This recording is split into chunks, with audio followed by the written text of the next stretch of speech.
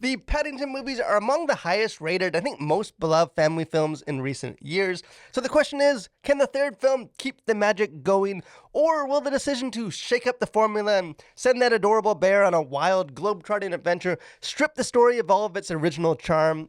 I have seen it, so let's talk about it.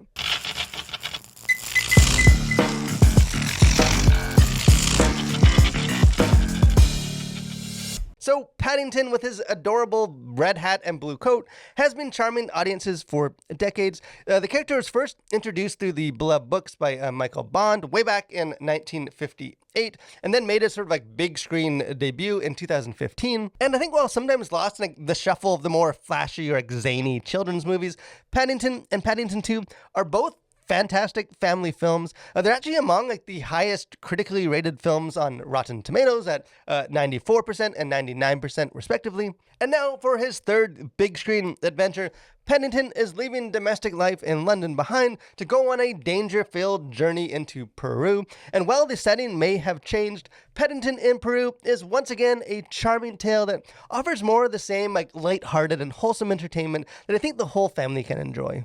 And the film picks up like several years after the events of the last film, where the Brown family has just slowly grown apart. They still love each other, but they've just kind of settled into like a rut of living like individual lives under a shared roof. So when Paddington decides to go visit his Aunt Lucy in Peru, the trip just appears to be the perfect opportunity for the family to break out of their stagnant routines and just spend some quality time together. But as you might expect, things don't go precisely as planned, leading to like a series of dangerous adventures as they find themselves surrounded by seemingly supernatural forces while searching for the legendary lost city of El Dorado.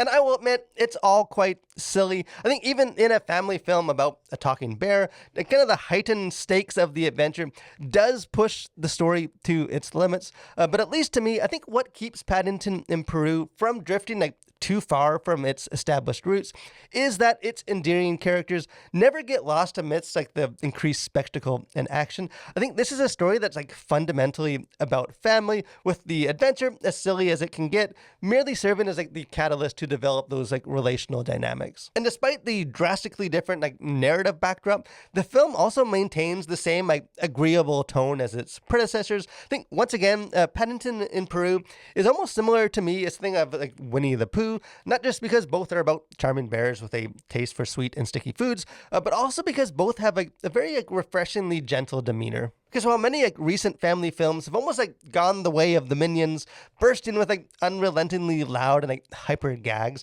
there's like a calming, like, almost like a soothing aura about the Paddington movies, where like all the characters speak in very like level voices, and even the story, I think, while still offering like moments of like perilous action and excitement, just never feels rushed. But for like, all of its wholesome elements, Paddington in Peru does have at least a few like content elements that I think Christian audiences should at least be aware of. I think that unlike previous films, there is an element of like supernaturalism all throughout this film, even if it's not all as like initially seems. Because you have a character who is like cursed and haunted by ghosts of his ancestors who like frequently appear on screen to taunt him. And there's like talk of spirits of the forest, and even Paddington has like a recurrent dream of some sort of like totem, trinket, or statue. And without spoiling the end of the story, most, perhaps all of those like mystical elements are ultimately revealed to like, have natural and like demystified explanations. And I did not personally find any of those elements problematic. I think kind of similarly, there's also a potential concern just in the way that this film like utilizes religious characters, which I'll explain a bit more in the content section of this review. The main event of a Paddington movie is, of course, Paddington himself, but I think there are plenty of other elements to enjoy as well. For instance, I found the animation in this film just to be as delightful as the characters, with several just super creative and like, inventive scene transitions or like flourishes that just bring a sense of like joy and playfulness to the story. Also, Antonio Banderas joins the cast for this one as a mysterious and slightly crazy boat captain hired to transport the Brown family, and he is clearly just having an absolute blast in this role and infuses the story with a sort of like magnetic energy.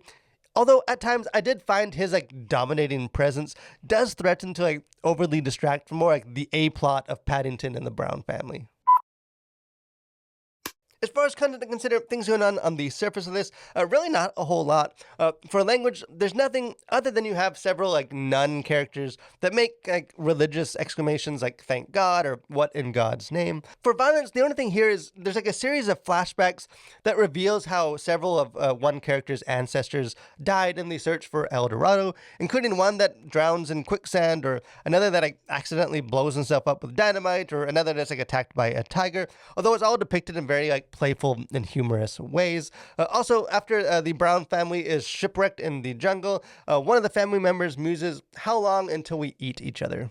For sexuality, really nothing here other than perhaps a repeated joke about how Miss Brown finds the boat captain, Antonio Banderas, to be handsome. And then later there's like an anteater that begins to lick Mr. Brown's face, which he mistakes as his wife, saying, "Mary, not with the kids around." The only other kind of content thing is, as I mentioned, religion plays like a central role in this film because the home for retired bears is run by a group of nuns, which leads to plenty of like religious language and imagery, including like direct quotes from scripture or just sort of other like, agreeable, quotes of dialogue, such as "All it takes to light the darkness is one candle of faith." At the same time, and there are some spoilers here, so skip ahead if you don't want to hear those, but in kind of a similar way to like the Wonka movie or Minions, the nun is eventually revealed to be a total phony who was just using like the nun persona to locate treasure. And the film does draw like a very clear line that she is a poor representation of the faith,